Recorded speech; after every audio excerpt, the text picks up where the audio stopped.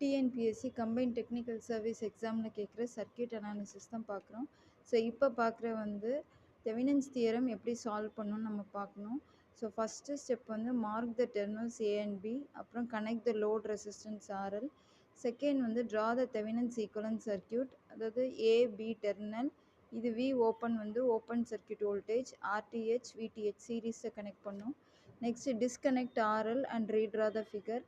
Find the VTH between A and B.